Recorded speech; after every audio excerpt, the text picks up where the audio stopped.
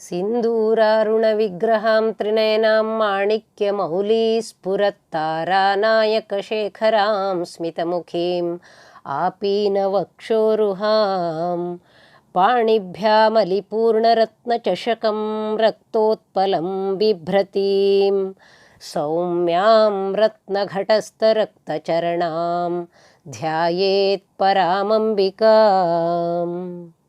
ಎಲ್ಲರಿಗೂ ನಮಸ್ಕಾರ. ಲಲಿತಾ ಸಹಸ್ರನಾಮದ ಈ ಸಂಚಿಕೆಯಲ್ಲಿ 91ನೇ ಶ್ಲೋಕವನ್ನು ನೋಡೋಣ. ತತ್ವಾಸನಾ ತತ್ವಮಯೀ ಪಂಚಕೋಶಾಂತರಸ್ಥಿತ ನಿಸ್ಸೀಮ ಮಹಿಮಾ ನಿತ್ಯ ಯೌವನ ಮದಶಾಲಿನಿ. ಈ ಶ್ಲೋಕದಲ್ಲಿ ಮೊದಲನೇ ನಾಮ ತತ್ವಾಸನ, ತತ್ವವೇ ಆಸನವಾಗಿರುವವಳು ಅಂತ ಈ ನಾಮದ ಅರ್ಥ.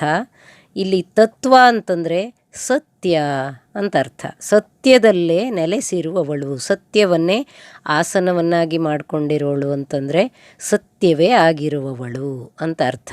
ಸತ್ಯಕ್ಕಿಂತ ಬೇರೆ ತತ್ವ ಇಲ್ಲ.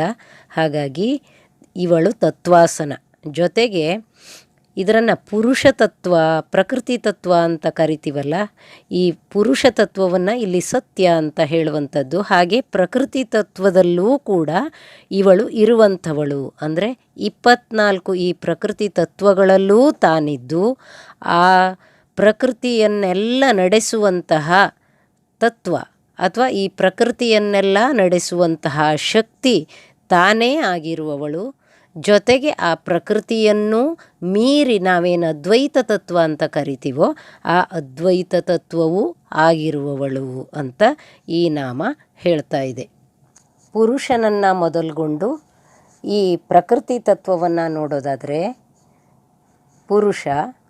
ಪುರುಷನಿಂದ ಪ್ರಕೃತಿ, ಬುದ್ಧಿ, ಅಹಂಕಾರ, ಮನಸ್ಸು, ಶ್ರೋತ್ರ ಅಂದರೆ ಕಿವಿ, ತ್ವಕ್ ಅಂದರೆ ಚರ್ಮ, ಚಕ್ಷು ಕಣ್ಣು, ಜಿಹ್ವ ಅಂದರೆ ನಾಲ್ಗೆ, ಘ್ರಾಣ ಅಂತಂದರೆ ಮೂಗು, ಮಾತು, ಪಾಣಿ ಅಂದರೆ ಅಂಗೈ, ಪಾದ, ಮತ್ತು ಪಾಯು ಅಂತಂದರೆ ಗುದದ್ವಾರ, ಉಪಸ್ಥ ಅಂದರೆ ಜನನೇಂದ್ರಿಯ, ಆಮೇಲೆ ಶಬ್ದ, ಸ್ಪರ್ಶ, ರೂಪ, ರಸ, ಗಂಧ, ಆಕಾಶ, ವಾಯು, ಅಗ್ನಿ, ಜಲ ಮತ್ತು ಪೃಥಿವಿ.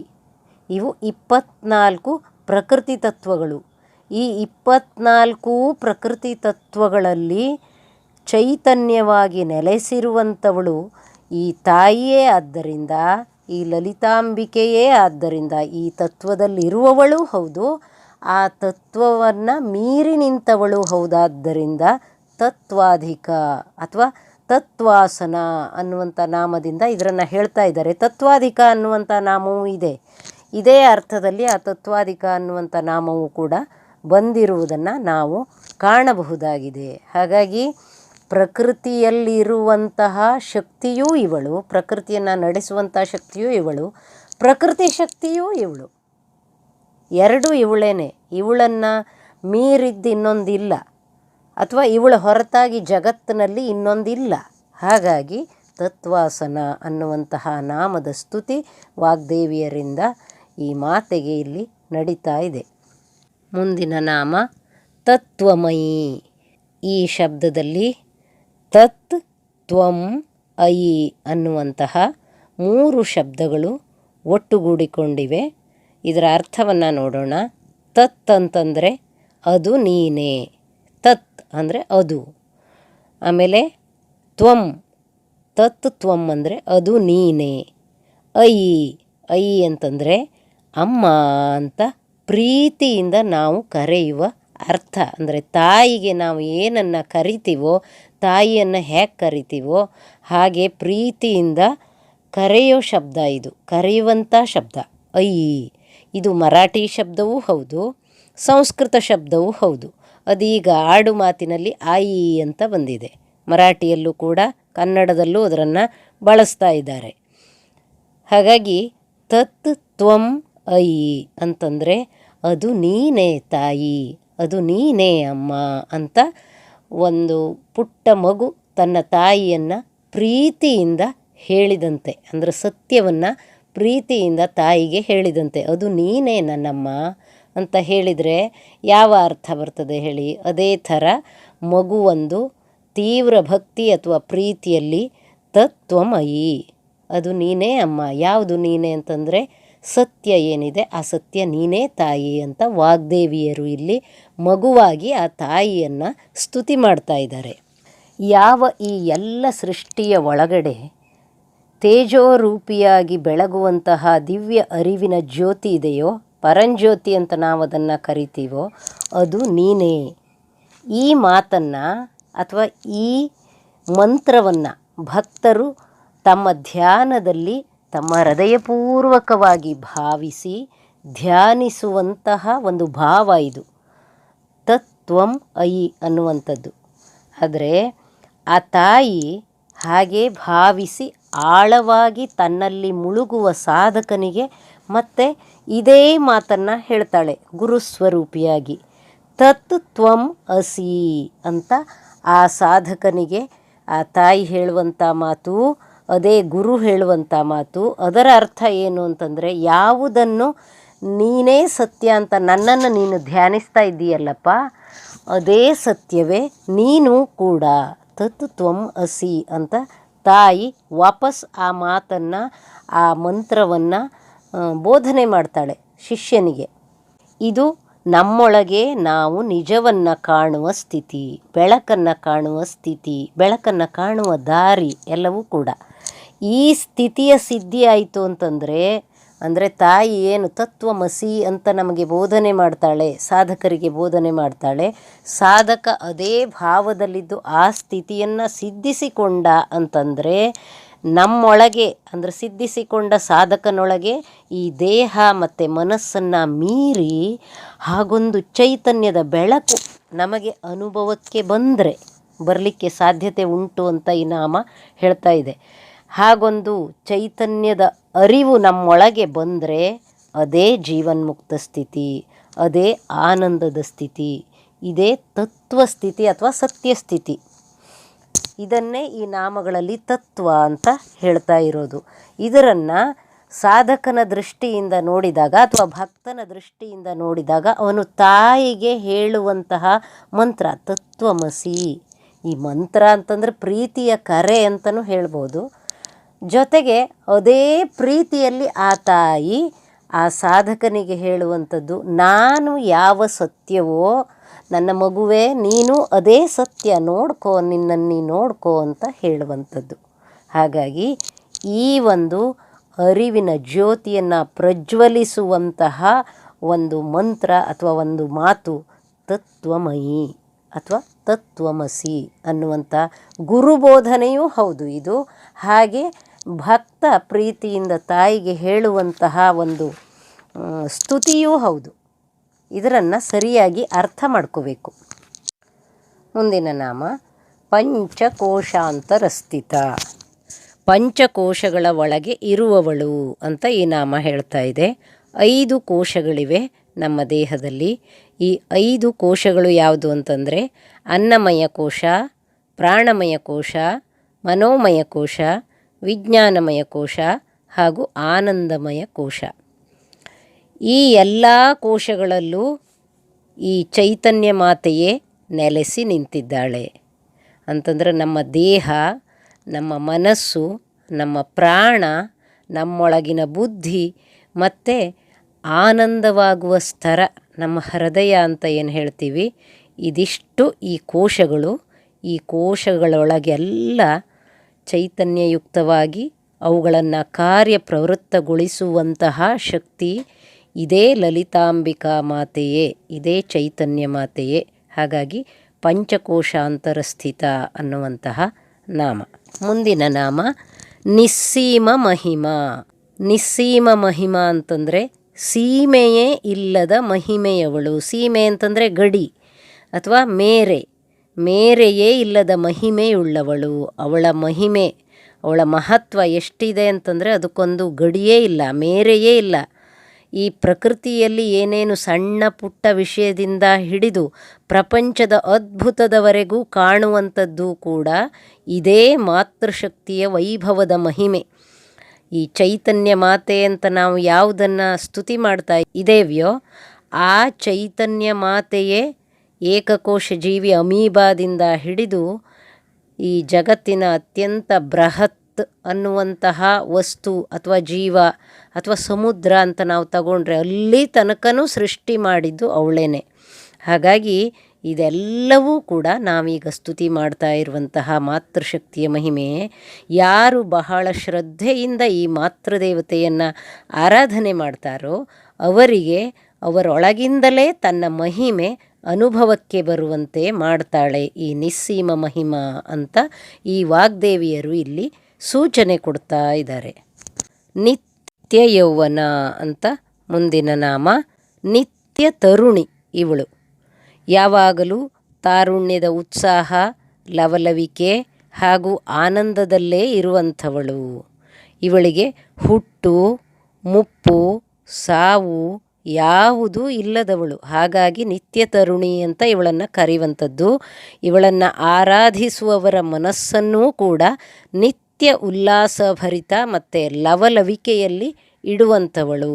ಯಾರಿಗೆ ನಿತ್ಯ ಯೌವನ ಬೇಕೋ ಅವರು ಈ ನಾಮದಿಂದ ಈ ಮಾತೆಯನ್ನು ಆರಾಧನೆ ಮಾಡಿದರೆ ಅವರ ಮನಸ್ಸು ಕೂಡ ಅವರ ದೇಹವೂ ಕೂಡ ನಿತ್ಯ ಯೌವನವಾಗಿಯೇ ಇರುವಂಥದ್ದು ಅಂತ ಈ ನಾಮ ಹೇಳ್ತಾ ಇದೆ. ದೇಹಕ್ಕೆ ಮುಪ್ಪಿದೆ, ಆದರೆ ಮನಸ್ಸಿಗೊಂದು ಉಲ್ಲಾಸಭರಿತ ಚೈತನ್ಯ ಯಾರಿಗಿದೆಯೋ ಅಂಥವರಿಗೆ ದೇಹಕ್ಕೆ ಮುಪ್ಪು ಬಂದರೂ ಮನಸ್ಸು ಮುಪ್ಪುಗೊಳ್ಳೋದಿಲ್ಲ. ಇದನ್ನು ನಾವು ಸುತ್ತಮುತ್ತ ನೋಡಿಯೇ ಇರ್ತೇವೆ. ಇಂಥ ಸ್ಥಿತಿ ಬರಬೇಕಾದ್ರೆ ಈ ಮಾತೆಯನ್ನು ಈ ನಾಮದಿಂದ ನಿತ್ಯ ಆರಾಧನೆ ಮಾಡಬೇಕು ಅಂತ ಹೇಳ್ತಾ ಇದ್ದಾರೆ.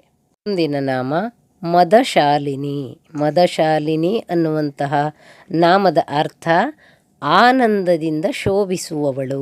ಇಲ್ಲಿ ಮದ ಅಂತ ಬಂದಿದೆಯಲ್ಲ, ಮದ ಅಂದರೆ ಬ್ರಹ್ಮಾನಂದದಿಂದ ಮತ್ತೇರಿದವಳು, ನಶೆಯೇರಿದವಳು ಅನ್ನೋದು ಈ ಮದ ಅನ್ನುವಂಥ ಶಬ್ದದ ಅರ್ಥ. ತನ್ನ ಸ್ವರೂಪದ ಆನಂದವೇ ಬ್ರಹ್ಮಾನಂದ. ಆ ತನ್ನ ಸ್ವರೂಪದ ಆನಂದದ ಅನುಭವವನ್ನು ಪಡೆದ ಮನುಷ್ಯನಿಗೆ ಮತ್ಯಾವ ಆನಂದವಾಗಲಿ ಸುಖಭೋಗವಾಗಲಿ ರುಚಿಸೋದಿಲ್ಲ ಅಂತ ಆ ಆನಂದವನ್ನು ಪಡೆದ ಅನುಭಾವಿಗಳು ಹೇಳುವಂಥ ಮಾತು. ಅದೇ ಸ್ಥಿತಿಯಲ್ಲಿ ಈ ನಮ್ಮ ಮಾತೆ ಇದ್ದಾಳೆ. ಅವಳು ಆನಂದ ಸ್ವರೂಪಿಯೇ ಸದಾ ಆಗಿದ್ದಾಳೆ. ಹಾಗಾಗಿ ಮದಶಾಲಿನಿ. ಆ ಆನಂದದ ಉನ್ಮತ್ತತೆಯಲ್ಲಿ ಅವಳು ಸದಾ ನೆಲೆಸಿದಾಳೆ ಅನ್ನೋ ಅರ್ಥದಲ್ಲಿ ಈ ನಾಮದ ಸ್ತುತಿ. ಅಷ್ಟು ಸ್ವಾನಂದದ ಸ್ಥಿತಿಯಲ್ಲಿ ಇರುವಂಥವಳು ಅಂತ ಈ ನಾಮ. ಆನಂದದಲ್ಲಿ ಉನ್ಮತ್ತಳಾದವಳು. ಜೊತೆಗೆ ಯಾರಿಗೆ ತನ್ನ ಸ್ವರೂಪದ ಅಥವಾ ಈ ಚೈತನ್ಯದ ಆನಂದ ಬೇಕೋ ಅಂತಹ ಸಾಧಕರು ಧ್ಯಾನಸ್ಥರಾದರೆ ಅಂಥವರಿಗೂ ಕೂಡ ಆ ಸ್ವರೂಪದ ಆನಂದವನ್ನೇ ಈ ಮಾತೆ ದಯಪಾಲಿಸ್ತಾಳೆ. ಇದೇ ಮನುಷ್ಯನ ಅತ್ಯಂತ ಶ್ರೇಷ್ಠವಾದ ಸ್ಥಿತಿ ಅಂತ ಈ ನಾಮ ಸೂಚಿಸ್ತಾ ಇದೆ. ನಮಗೆ ಮದ ಇರ್ತದೆ, ಅದು ಲೌಕಿಕವಾದ ಮದ, ಸೊಕ್ಕು, ನಾನು ಅನ್ನುವಂಥ ಗರ್ವ, ಅದಲ್ಲ ಇಲ್ಲಿ ಹೇಳುವಂಥದ್ದು. ಒಳಗಿರುವ ಆನಂದದಲ್ಲಿ ಆ ನಶೆ, ಆನಂದದ ನಶೆ, ಮದ ಏರಬೇಕು ಅಂತ ಅದು ನಮಗೆ ಗೊತ್ತಾಗಬೇಕು. ಯಾಕೆಂದರೆ ನಾವು ಮೂಲತಃ ಆ ಆನಂದ ಸ್ವರೂಪದಿಂದಲೇ ಹುಟ್ಟಿ ಬಂದವರು. ನಮ್ಮ ಸ್ವರೂಪವೇ ಆನಂದ. ಆ ಆನಂದವನ್ನೊಂದು ಬಿಟ್ಟು ನಮಗೆ ಬಾಕಿ ಎಲ್ಲ ಸಿಗ್ತಾ ಇದೆ. ಆನಂದದ ರುಚಿ ಇನ್ನೂ ಗೊತ್ತಾಗ್ತಾ ಇಲ್ಲ. ಕಾರಣ ಏನು ಅಂತಂದರೆ ನಾವು ಧ್ಯಾನಸ್ಥರಾಗಿರೋದಿಲ್ಲ. ನಾವು ಈ ಲೌಕಿಕದ ಭೋಗದ ಆಸೆಯನ್ನು ಬಿಟ್ಟಿರೋದಿಲ್ಲ. ಮೋಹ ಮಮದ ಭಾವವನ್ನು ತ್ಯಜಿಸಿರೋದಿಲ್ಲ. ಇದಿಷ್ಟನ್ನು ಮಾಡಿ, ಅಂದರೆ ಈ ಮೋಹ ಮಮದ ಭಾವವನ್ನು ಬಿಟ್ಟು ಲೌಕಿಕ ಅಥವಾ ಈ ಪ್ರಾಪಂಚಿಕ ಭೋಗದ ಆಸೆಯನ್ನು ಬಿಟ್ಟು ನಾವು ಧ್ಯಾನಸ್ಥರಾದರೆ ಈ ಸ್ವಾನಂದದ ರುಚಿಯನ್ನು ಅನುಭವಿಸಲಿಕ್ಕೆ ಸಾಧ್ಯ ಇದೆ ಅಂತ ಈ ಮದಶಾಲಿನಿ ಅನ್ನುವಂಥ ನಾಮ ನಮಗೆ ಸೂಚನೆ ಕೊಡ್ತಾ ಇದೆ. ಮದಘೂರ್ಣಿತ ರಕ್ತಾಕ್ಷಿ ಮದಪಾಟಲಗಂಡಭೂಹು ಚಂದನದ್ರವ ದಿಗ್ಧಾಂಗಿ ಚಾಂಪೇಯ ಕುಸುಮ ಪ್ರಿಯ.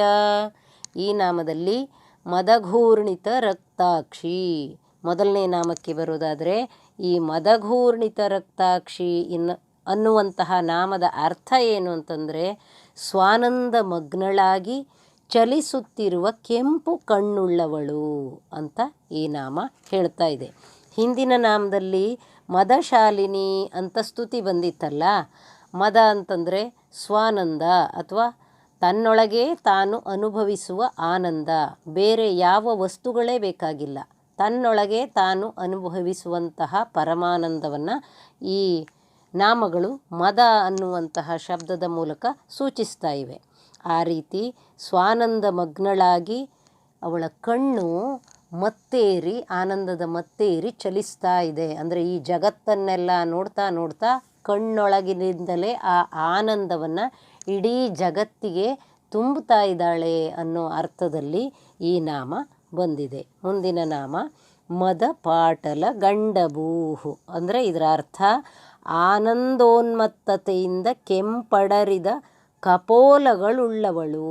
ಹಿಂದಿನ ನಾಮ ಕಣ್ಣು ಕೆಂಪೇರಿತ್ತು ಅಂತ ಹೇಳಿತ್ತು. ಅಷ್ಟೇ ಅಲ್ಲ, ಇದು ಗಂಡಭೂಹು ಅಂತಂದರೆ ಕಪೋಲ. ಇವಳ ಕಪೋಲವು ಸದಾ ಈ ಸ್ವಾನಂದದಿಂದ ಕೆಂಪೇರಿಬಿಟ್ಟಿದೆ.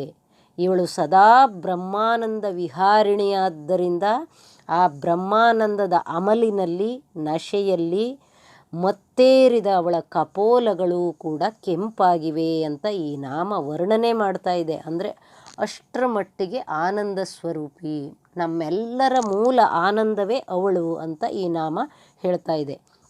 ಯಾರಿಗೆ ತನ್ನ ಮೂಲ ಸ್ವರೂಪವಾದ ಈ ಪರಮಾನಂದವನ್ನು ಸೇರಿ ಹೋಗಬೇಕೋ ಅವರು ಆ ಮಾತೆಯನ್ನೇ ತುಂಬ ತೀವ್ರವಾಗಿ ಗಾಢವಾಗಿ ಶರಣಾಗಬೇಕು ಅಂತ ಈ ನಾಮ ಸೂಚಿಸ್ತಾ ಇದೆ. ಒಮ್ಮೆ ಈ ಬ್ರಹ್ಮಾನಂದದ ರುಚಿ ಗೊತ್ತಾಯಿತೋ ಆ ಸಾಧಕರು ಅಥವಾ ಆ ಮನುಷ್ಯರು ಜ್ಞಾನಿಗಳಾಗ್ತಾರೆ. ಮತ್ತು ಅವರು ಈ ಜನ್ಮ ಮರಣದ ಸ್ಥಿತಿಗೆ ಬರಲಾರರು. ಯಾಕೆಂದರೆ ಅವರು ಮುಕ್ತರು. ಈ ಆನಂದವನ್ನು ಪಡೆದವರು ಮುಕ್ತರಾಗ್ತಾರೆ ಅಂತ ಈ ನಾಮದ ವಿವರಣೆ. ಈ ಮಾತು ಗೀತೆಯಲ್ಲೂ ಬರ್ತದೆ. ಶ್ರದ್ಧಾವಾನ್ ಲಭತೆ ಜ್ಞಾನಂ ತತ್ಪರಂ ಸಂಯತೇಂದ್ರಿಯ ಅಂತ ಗೀತೆಯಲ್ಲಿ ಕೃಷ್ಣನ ಮಾತಿದೆ. ಅಂದರೆ ಯಾರಿಗೆ ಈ ಆನಂದವನ್ನು, ಈ ಜ್ಞಾನವನ್ನು ಪಡೆಯಬೇಕು ಅಂತಿದೆಯೋ ಅಂಥವರು ತತ್ಪರರಾಗಿ, ಅಂದರೆ ಮನಸ್ಸನ್ನು ಧ್ಯಾನಸ್ಥ ಸ್ಥಿತಿಯಲ್ಲಿಟ್ಟು ಶ್ರದ್ಧೆಯಿಂದ ಇಂದ್ರಿಯ ನಿಗ್ರಹ ಮಾಡಿ ಈ ರೀತಿ ಸಾಧನೆಯನ್ನು ಮಾಡಿಕೊಂಡ್ರೆ ಅಂಥವರಿಗೆ ಈ ಜ್ಞಾನ ಅಥವಾ ಈ ಆನಂದ ಲಭಿಸ್ತದೆ ಅಂತ ಗೀತೆಯಲ್ಲಿ ಕೃಷ್ಣನ ಮಾತು. ಇದನ್ನೇ ಇಲ್ಲಿ ಮದ ಅನ್ನುವಂಥ ಶಬ್ದದಿಂದ ಆ ಆನಂದ ಸಮಾಧಿಯನ್ನು, ಆನಂದ ಸ್ವರೂಪವನ್ನು ಹೇಳಿದ್ದಾರೆ. ಮುಂದಿನ ನಾಮ ಚಂದನದ್ರವ ದಿಗ್ಧಾಂಗಿ. ಚಂದನದಿಂದ ಲೇಪಿತವಾದ ಅಂಗವುಳ್ಳವಳು ಅಂತ ಈ ಶಬ್ದದ ಅರ್ಥ ಅಥವಾ ಈ ನಾಮದ ಅರ್ಥ. ಮಲಯ ಪರ್ವತದಲ್ಲಿ ಸಿಗುವ ಈ ಚಂದನ ಬಹಳ ತಂಪಾದದ್ದು. ಮಲಯ ಪರ್ವತ ಅಂದರೆ ಹಿಮಾಲಯ ಪರ್ವತದ ಶ್ರೇಣಿಯಲ್ಲಿ ಇರುವಂತಹ ಒಂದು ಶ್ರೇಷ್ಠವಾದ ಪರ್ವತ.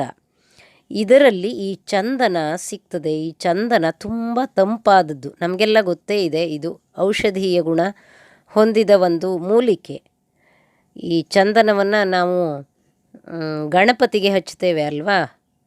ಇದು ಮಂಗಳಕರವಾದ್ದೂ ಹೌದು, ಸೌಂದರ್ಯವರ್ಧಕವೂ ಹೌದು, ಔಷಧಿಯುಕ್ತವಾದದ್ದೂ ಹೌದು, ಪರಿಮಳಯುಕ್ತವಾದ ದ್ರವ್ಯವೂ ಕೂಡ ಹೌದು. ಹಾಗಾಗಿ ಈ ಚಂದನವನ್ನು ಆ ಮಾತೆ ಲೇಪಿಸಿಕೊಳ್ತಾಳೆ. ಚಂದನ ದ್ರವ ದಿಗ್ಧಾಂಗಿ ಅಂತಂದರೆ ಚಂದನವನ್ನು ಲೇಪಿಸಿಕೊಳ್ತಾಳೆ ಅಂತ ಅರ್ಥ. ಈ ಎಲ್ಲ ಕಾರಣಗಳಿಂದ ಈ ಚಂದನ ಲೇಪನ ಅನ್ನುವಂಥದ್ದು ಈ ಮಾತೆಗೆ ಇಷ್ಟ ಅಂತ ನಾವು ತಿಳ್ಕೋಬೇಕಿದೆ. ಮುಂದಿನ ನಾಮ ಚಾಂಪೇಯ ಕುಸುಮಪ್ರಿಯ. ಚಾಂಪೇಯ ಕುಸುಮಪ್ರಿಯ ಅಂತಂದರೆ ಸಂಪಿಗೆ ಹೂವು ಪ್ರಿಯಳಾದವಳು ಅಂತ ಅರ್ಥ. ಮುಖ್ಯವಾಗಿ ಈ ಸಂಪಿಗೆ ಹೂವಿನಲ್ಲಿ ನಾಗಸಂಪಿಗೆ ಮತ್ತು ಕೆಂಡ ಸಂಪಿಗೆ ಅನ್ನುವಂತಹ ಎರಡು ಪ್ರಕಾರ. ಈ ಎರಡು ಪ್ರಕಾರದ ಹೂಗಳು ಕೂಡ ಮಾತೆಗೆ ಅತ್ಯಂತ ಪ್ರಿಯವಾದದ್ದು. ಈ ಎರಡೂ ಪ್ರಕಾರದ ಸಂಪಿಗೆ ಹೂಗಳು ತುಂಬ ಒಳ್ಳೆಯ ಪರಿಮಳಯುಕ್ತವಾದಂಥ ಹೂಗಳು. ಅಂದರೆ ಮಾತೆಯ ಪೂಜಕರು ಪೂಜೆಗೆ ಬಳಸುವಂತಹ ಹೂವು, ಪವಿತ್ರವಾದ ಹೂಗಳಿವು. ಈ ಹೂಗಳು ಮಾತೆಗೆ ಪ್ರಿಯ ಅಂತ ಬರ್ತದಲ್ಲ, ಯಾವುದೇ ಹೂಗಳಿರಲಿ ಅವೆಲ್ಲ ನಾವು ಗಮನಿಸಿಕೊಂಡ್ರೆ ಗೊತ್ತಾಗ್ತದೆ ಒಂದಲ್ಲ ಒಂದು ರೀತಿಯ ಔಷಧೀಯ ಪುಷ್ಪಗಳು. ಪರಿಮಳಕ್ಕೂ ಅಲಂಕಾರಕ್ಕೂ ಅವುಗಳನ್ನು ಬಳಸಿದರೂ ಕೂಡ ಅವುಗಳ ಎಲೆ, ತೊಗಟೆ, ಬೇರು, ಹಣ್ಣು, ಕಾಯಿ, ಬೀಜ ಎಲ್ಲವೂ ಕೂಡ ಬೇರೆ ಬೇರೆ ರೀತಿಯ ಔಷಧಿಗಾಗಿ ಬಳಸುವಂಥದ್ದು ಅನ್ನೋದನ್ನು ನಾವಿಲ್ಲಿ ಗಮನಿಸಿಕೊಳ್ಬೇಕು. ಮುಂದಿನ ಶ್ಲೋಕ. ಕುಶಲ ಕೋಮಲಾಕಾರ ಕುರುಕುಲ್ಲ ಕುಲೇಶ್ವರಿ ಕುಲಕುಂಡಾಲಯ ಕೌಲಮಾರ್ಗ ತತ್ಪರ ಸೇವಿತ. ಈ ಶ್ಲೋಕದಲ್ಲಿ ಮೊದಲನೇ ನಾಮ ಕುಶಲ. ಇದರ ಅರ್ಥ ಕೌಶಲವುಳ್ಳವಳು, ಕುಶಲೆ ಇವಳು, ಬಹಳ ಜಾಣೆ. ಈ ಪ್ರಪಂಚದ ಸೃಷ್ಟಿ ಸ್ಥಿತಿ ಲಯ ಕಾರ್ಯಗಳನ್ನು ಲಕ್ಷ್ಯವಿಟ್ಟು ನಾವು ನೋಡಿದರೆ ಅವಳಿಂದಾಗುವ ಸೃಷ್ಟಿಯ ವೈವಿಧ್ಯ, ಒಂದೇ ರೀತಿಯ ತಳಿಯ ಜೀವಗಳೇ ಆದರೂ ಬಣ್ಣ ಆಕಾರ ಗುಣ ನಡತೆಯ ವೈವಿಧ್ಯಗಳನ್ನು ಗಮನಿಸಿದರೆ ಅವಳ ಕೌಶಲ್ಯದ ಬಗೆಗೆ ನಮಗೆ ಆಶ್ಚರ್ಯವೂ ಆನಂದವೂ ಕೂಡ ಏಕಕಾಲಕ್ಕೆ ಉಂಟಾಗ್ತದೆ. ಇಂತಹ ಶಕ್ತಿಯನ್ನು ಕುಶಲ ಅಂತ ವಾಗ್ದೇವಿಯರು ಸ್ತುತಿಸೋದರಲ್ಲಿ ಆಶ್ಚರ್ಯ ಏನಿದೆ? ತಾನೇ ಹುಟ್ಟಿಸಿದ ಜೀವ ವೈವಿಧ್ಯಕ್ಕೆ, ಪ್ರತೀ ಜೀವಕ್ಕೂ ಬದುಕಲು ಅವಳು ಮಾಡುವ ವ್ಯವಸ್ಥೆ, ಅನುಕೂಲಗಳು, ಲಯಕಾಲದಲ್ಲಿ ಅವಳು ಜೀವವನ್ನು ಸೆಳೆದೊಯ್ಯುವ ರೀತಿ ಎಲ್ಲವೂ ಕೂಡ ಅವಳೇ ನೇಯ್ದಿಟ್ಟ ಒಳಹೆಣಿಕೆ. ಇದೆಲ್ಲ ನೋಡುವ ಗಮನಿಸುವ ಸೂಕ್ಷ್ಮ ಮನಸ್ಸು ನಮ್ಮಲ್ಲಿ ಜಾಗೃತವಾದರೆ ಪ್ರತಿ ಕ್ಷಣವೂ ಆ ಚೇತನ ಶಕ್ತಿಯ ಕುಶಲತೆಯನ್ನು ಕಂಡು ನಾವು ಬೆರಗಾಗಿಯೇ ಆಗ್ತೇವೆ. ಹಾಗಾಗಿ ಗೀತೆಯಲ್ಲಿ ಕೃಷ್ಣ ಇದನ್ನು ಆಶ್ಚರ್ಯವತ್ ಪಶ್ಯತಿ ಅಂತ ಹೇಳ್ತಾನೆ. ಆ ಚೈತನ್ಯ ಶಕ್ತಿ ಮಾಡುವಂತಹ ಕರ್ಮಗಳ ಕೆಲಸಗಳ ನೋಡ್ತಾ ಹೋದರೆ ಅದನ್ನು ಹೇಳಲಿಕ್ಕೆ ನಮ್ಮ ಹತ್ರ ಮಾತೇ ಇಲ್ಲ. ಆಶ್ಚರ್ಯ ಆಗ್ತದೆ, ಆನಂದ ಆಗ್ತದೆ ಅಂತ ಈ ಮಾತಿನ ಅರ್ಥ. ಹಾಗಾಗಿ ಕುಶಲ ಅನ್ನುವಂತಹ ನಾಮದಿಂದ ವಾಗ್ದೇವಿಯರ ಸ್ತುತಿ ಈ ಮಾತೆ ಲಲಿತಾಂಬಿಕೆಗೆ. ಮುಂದಿನ ನಾಮ ಕೋಮಲಾಕಾರ, ಸುಕುಮಾರ ದೇಹವನ್ನು ಹೊಂದಿದವಳು. ಅವಳ ಅಂಗಾಂಗಗಳೆಲ್ಲವೂ ಕೂಡ ಅತ್ಯಂತ ಕೋಮಲವಾಗಿದೆ, ಸುಂದರವಾಗಿದೆ ಅನ್ನೋ ಅರ್ಥದಲ್ಲಿ ಈ ನಾಮ ಬಂದಿದೆ. ಮುಂದಿನ ನಾಮ ಕುರುಕುಲ್ಲ. ಕುರುಕುಲ್ಲ ಎನ್ನುವ ಹೆಸರಿನ ದೇವತೆ ಇವಳು. ಕುರುಕುಲ್ಲ ಅನ್ನೋದು ಒಂದು ದೇವತೆಯ ಹೆಸರು. ನಮ್ಮ ಅಂತರಂಗದ ಆಳದಲ್ಲಿ ನಮ್ಮ ಅಹಂಕಾರವನ್ನು ಬಲಿ ಕೊಡಬೇಕಾದದ್ದು ಈ ಕುರುಕುಲ್ಲ ಅನ್ನುವಂಥ ಹೆಸರಿನ ದೇವತೆಗೆ. ಇವಳು ಆದಿಶಕ್ತಿಯ ಒಂದು ರೂಪವೇ. ಹಾಗಾಗಿ ಕುರುಕುಲ್ಲ ಅನ್ನುವಂತಹ ನಾಮ ಅಹಂಕಾರವನ್ನು ಬಲಿ ತೆಗೆದುಕೊಳ್ಳುವ ದೇವತೆ ಅಂತ ಈ ನಾಮವನ್ನು ಅರ್ಥೈಸಿಕೊಳ್ಬಹುದು. ಮುಂದಿನ ನಾಮ ಕುಲೇಶ್ವರಿ. ಕುಲ ಅಂತಂದರೆ ಮೂಲಾಧಾರ ಅಂತ ಅರ್ಥ. ಪೃಥ್ವಿ ತತ್ವದ ಚಕ್ರ ಇದು. ಈ ಮೂಲಾಧಾರ ಚಕ್ರದ ಒಡತಿ ಇವಳೇ. ನಮ್ಮ ದೇಹದ ಎಲ್ಲ 72,000 ನಾಡಿ ಸಮೂಹಕ್ಕೂ ಕೂಡ ಕುಲ ಅಂತಲೇ ಹೆಸರು. ಹಾಗಾಗಿ ಆ 72,000 ನಾಡಿ ಸಮೂಹದ ಒಡತಿ, ಆ ನಾಡಿಗಳೆಲ್ಲ ಯಾವ್ಯಾವ ಕೆಲಸವನ್ನು ಮಾಡಬೇಕು ಅದೆಲ್ಲ ನಿರ್ಧರಿಸುವವಳು, ಅದರನ್ನೆಲ್ಲ ನಡೆಸುವವಳು ಇದೇ ಕುಲೇಶ್ವರಿಯೇ. ಹಾಗಾಗಿ ಇಡೀ ದೇಹವೆಂಬ ಕುಲಸ್ಥಾನಕ್ಕೆ ಈ ಚೈತನ್ಯ ಶಕ್ತಿಯೇ ಅಥವಾ ಈ ಚೈತನ್ಯ ದೇವಿಯೇ ಒಡತಿ, ಅಧೀಶ್ವರಿ. ಯಾವುದನ್ನು ಲಲಿತಾಂಬಿಕೆ ಅಂತ ಹೊರಗಡೆ ನಾವು ಆಕಾರ ಇಟ್ಕೊಂಡು ಪೂಜೆ ಮಾಡಿದರೂ ಅದರ ಮೂಲಕ ನಾವು ಪೂಜೆ ಮಾಡ್ತಾ ಇರೋದು ಅಥವಾ ಆರಾಧನೆ ಮಾಡ್ತಾ ಇರೋದು ನಮ್ಮೊಳಗಿನ ಶಕ್ತಿಯನ್ನೇ ಮತ್ತು ಈ ಪ್ರಪಂಚದಲ್ಲಿ ನೆಲೆಯಾಗಿರುವಂತಹ ಶಕ್ತಿಯನ್ನೇ ಅನ್ನೋದನ್ನು ನಾವು ಮತ್ತೆ ಮತ್ತೆ ನೆನಪು ಮಾಡ್ಕೋಬೇಕು. ಮುಂದಿನ ನಾಮ ಕುಲಕುಂಡಾಲಯ. ಕುಲಕುಂಡವೇ ಆಲಯವಾಗಿರುವವಳು. ಕುಲಕುಂಡ ಅಂದರೆ ಮೂಲಾಧಾರ. ಮೇಲಿನ ನಾಮ ಹೇಳುವಂತೆ ಮೂಲಾಧಾರವೇ ನಿಲಯವಾಗಿರುವ ಅಥವಾ ಆಲಯವಾಗಿರುವ ಆ ಮೂಲಾಧಾರ ಚಕ್ರದ ಒಳಬಿಂದುವಿನಲ್ಲಿ ನಿದ್ರಿಸಿದ ಸರ್ಪದಂತೆ, ಅಂದರೆ 2.5 ಸುತ್ತು ಹಾಕ್ಕೊಂಡು ಸರ್ಪ ನಿದ್ದೆ ಮಾಡಿದರೆ ಹೇಗಿರ್ತದೆ, ಆ ಹೆಡೆಯನ್ನು ಆ ಸುತ್ತಿನ ಮೇಲ್ಗಡೆ ಇಟ್ಕೊಂಡು, ನಮ್ಮ ಆಡು ಭಾಷೆಯಲ್ಲಿ ಇದನ್ನು ಟೆಕ್ಕೆ ಹಾಕ್ಕೊಂಡು ಮಲಗದಂತೆ ಅಂತ ಹೇಳ್ತೀವಿ. ಆ ರೀತಿ ಈ ಯಾರಿಗೆ ಮೂಲಾಧಾರ ಜಾಗೃತಿ ಆಗಿಲ್ವೋ ಅಂತಹ ಒಂದು ಮನುಷ್ಯರ ಸ್ಥಿತಿ ಇರ್ತದೆ ಅಂತ ಈ ತಂತ್ರಶಾಸ್ತ್ರ ಏನು ಹೇಳ್ತದೆ, ಆ ಸ್ಥಿತಿಯಲ್ಲಿ ಇರುವಂಥವಳು ಅಂತ ಈ ನಾಮ ಹೇಳ್ತಾ ಇದೆ. ಮುಂದಿನ ನಾಮ ಕೌಲ ಮಾರ್ಗ ತತ್ಪರ ಸೇವಿತ. ಕೌಲ ಮಾರ್ಗದಲ್ಲಿ ತತ್ಪರರಾದ ಭಕ್ತರಿಂದ ಸೇವಿತಳಾದವಳು ಅಂತ ಈ ನಾಮ ಹೇಳ್ತಾ ಇದೆ. ತಮ್ಮ ತಮ್ಮ ವಂಶ ಪಾರಂಪರ್ಯವಾಗಿ ದೇವಿಯ ಆರಾಧನೆಯನ್ನು ಯಾರು ಮಾಡ್ತಾ ಬರ್ತಾರೋ ಅಂತಹ ಪರಂಪರೆಗೆ ಕೌಲ ಮಾರ್ಗ ಅಂತ ಹೆಸರು. ಈ ರೀತಿ ಪರಂಪರೆಯಿಂದ ಬಂದ ಕುಲದವರಿಂದ ಪೂಜಿತಳು ಅಂತ ಅರ್ಥ. ಇದು ಮನೆಯ ಹಿರಿಯರಿಂದ ಬಂದ ಪರಂಪರೆ ಇರಬಹುದು, ಗುರು ಶಿಷ್ಯ ಪರಂಪರೆ ಇರಬಹುದು. ಉದಾಹರಣೆಗೆ ಕೆಲವು ಮನೆಗಳಲ್ಲಿ 9 ದಿವಸ ನವರಾತ್ರಿ, 3 ದಿವಸ ನವರಾತ್ರಿ, ಹಾಗೆ ಮಠ ದೇವಸ್ಥಾನಗಳಲ್ಲಿ ಶರನ್ನವರಾತ್ರಿ, ವಸಂತ ನವರಾತ್ರಿ ಹಾಗೂ ಚಂಡಿ ಹೋಮ, ದೇವಿ ಮಹಾತ್ಮೆ, ದುರ್ಗಾ ಪೂಜೆ, ದುರ್ಗಾದೀಪ ನಮಸ್ಕಾರ, ಈ ರೀತಿ ಆಚರಣೆಗಳನ್ನು ಶಕ್ತಿಯ ಆರಾಧನೆಯಾಗಿ ಮಾಡೋದನ್ನು ನಾವು ನೋಡ್ತಿರ್ತೇವಲ್ಲ. ಇವೆಲ್ಲ ತಲತಲಾಂತರದಿಂದ ಬಂದ ಪದ್ಧತಿ ಅಥವಾ ಮಾರ್ಗವಾದ್ದರಿಂದ ಇದನ್ನು ಕೌಲ ಮಾರ್ಗ ಅಂತಲೂ ಹೇಳ್ತಾರೆ. ಇನ್ನೊಂದು ರೀತಿಯಲ್ಲಿ ಕೌಲ ಮಾರ್ಗ ಅಂತಂದರೆ ಮೂಲಾಧಾರ ಚಕ್ರದ ಆರಾಧನೆ, ತಂತ್ರಶಾಸ್ತ್ರದ ಒಂದು ಬಗೆಯ ಆರಾಧನೆ ಇದು. ಈ ಕೌಲ ಮಾರ್ಗದಲ್ಲಿ ಆಸಕ್ತರಾದ ಶೂದ್ರ ಪಾಷಂಡಾದಿಗಳಿಂದ ಸೇವಿತಳಾದ್ದರಿಂದ ಆಕೆಗೆ ಕೌಲ ಮಾರ್ಗ ತತ್ಪರ ಸೇವಿತ ಅನ್ನುವಂತಹ ನಾಮ ಬಂದಿದೆ ಅಂತ ಈ ತಂತ್ರಶಾಸ್ತ್ರಕ್ಕೆ ಸಂಬಂಧಪಟ್ಟ ವಿವರಣೆ. ಅಂದರೆ ಮೂಲಾಧಾರದಲ್ಲಿ ನಿದ್ರಿಸುತ್ತಿರುವ ಈ ಕುಂಡಲಿನಿ ದೇವಿಯನ್ನು ಇವರು ಆರಾಧನೆ ಮಾಡ್ತಾರೆ ಹೊರತು ಅವಳನ್ನು ಜಾಗೃತಗೊಳಿಸಿಕೊಂಡು ಮಣಿಪೂರಾದಿ ಚಕ್ರಗಳಲ್ಲಿ ಆರಾಧಿಸುವವರಲ್ಲ. ಹಾಗಾಗಿ ಅಂಥವರಿಗೆ ಕೇವಲ ಐಹಿಕ ಫಲ ಅಂದರೆ ಈ ಲೋಕಕ್ಕೆ ಸಂಬಂಧಪಟ್ಟ ಭೋಗ ಫಲ ಮಾತ್ರ ದೊರೀತದೆಯೇ ಹೊರತು ಅವರಿಗೆ ಮುಕ್ತಿ ಸಿಕ್ಕೋದಿಲ್ಲ. ಆ ಶಕ್ತಿಯ ಆರಾಧನೆ ಅವರದ್ದು ಅಷ್ಟಕ್ಕೆ ಸೀಮಿತವಾಗಿರೋದ್ರಿಂದ ಅವರಿಗೆ ದೊರಕುವ ಫಲವೂ ಕೂಡ, ಈ ಕೌಲ ಮಾರ್ಗದವರಿಗೆ ದೊರಕುವ ಫಲವೂ ಕೂಡ ಸೀಮಿತವಾದದ್ದು, ಬಿಡುಗಡೆ ಇಲ್ಲ ಅವರಿಗೆ. ಇಲ್ಲೇ ಈ ಫಲವನ್ನು ಬಯಸಿ ಈ ಲೋಕದಲ್ಲೇ ಮತ್ತೆ ಮತ್ತೆ ಬಂಧನಕ್ಕೆ ಸಿಕ್ಕಿ ಮತ್ತೆ ಇಲ್ಲೇ ಜನ್ಮ ತಾಳ್ತಾರೆ ಅಂತ ಈ ನಾಮ ಹೇಳ್ತಾ ಇದೆ. ಮುಂದಿನ ಶ್ಲೋಕವನ್ನು ನೋಡೋಣ. ಕುಮಾರಗಣನಾಥಾಂಬಾ ತುಷ್ಟಿ ಪುಷ್ಟಿರ್ಮತಿರ್ಧೃತಿ ಶಾಂತಿ ಸ್ವಸ್ತಿಮತಿ ಕಾಂತಿರ್ನಂದಿನಿ ವಿಘ್ನನಾಶಿನಿ. ಕುಮಾರ ಗಣನಾಥಾಂಬಾ, ಕುಮಾರ ಅಂದರೆ ಷಣ್ಮುಖ ಮತ್ತು ಗಣನಾಥನ ತಾಯಿಯಾಗಿರುವವಳು ಅಂತ ಈ ನಾಮ. ತಾರಕಾಸುರನ ಸಂಹಾರಕ್ಕೆ ಪಾರ್ವತಿಯು ಶಿವನನ್ನು ವರಿಸುವಂತೆ ಮಾಡಲು ಮನ್ಮಥನನ್ನು ಕಳುಹಿಸಿ ಅವನು ಶಿವನಿಂದ ಹತನಾಗಿ ಪುನಃ ಪಾರ್ವತಿಯ ಪ್ರಾರ್ಥನೆಯಂತೆ ಆ ಕಾಮನನ್ನು ಅಶರೀರಿಯನ್ನಾಗಿ ಬದುಕಿಸಿ ಶಿವಪಾರ್ವತಿಯರ ವಿವಾಹವೂ ಆಗಿ ಮುಂದೆ ಸ್ಕಂದ ಅಥವಾ ಕುಮಾರ ಅವನ ಜನನ ಆಗ್ತದೆ. ಇದೆಲ್ಲ ಪೌರಾಣಿಕ ಕಥೆ ನಮಗೆ ಗೊತ್ತೇ ಇದೆ. ಇನ್ನು ಗಣಪತಿಯ ಜನ್ಮದ ಕಥೆಯಂತೂ ನಮಗೆ ಗೊತ್ತೇ ಇದೆ ಅಲ್ವಾ. ಈ ರೀತಿ ತಾರಕಾಸುರನ ಸಂಹಾರಿಯಾದ ಶೂರ ವೀರ ಕುಮಾರ ಹಾಗೂ ವಿಘ್ನಹರ್ತ ಸರ್ವಮಂಗಳದಾಯಕನಾದ ಆದಿಪೂಜಿತ ಶ್ರೀ ಗಣೇಶ ಇವರ ಕೃಪೆಯಾಗಬೇಕಿದ್ರೆ ಅವರ ತಾಯಿಯಾದ ವಿಶ್ವಮಾತೆಯನ್ನೇ ಮೊರೆ ಹೋಗಬೇಕು, ಅವರ ತಾಯಿಯಾದ ಈ ಆದಿಶಕ್ತಿಯನ್ನೇ ಮೊರೆ ಹೋಗಬೇಕು ಅಂತ ಈ ನಾಮ ಹೇಳ್ತಾ ಇದೆ.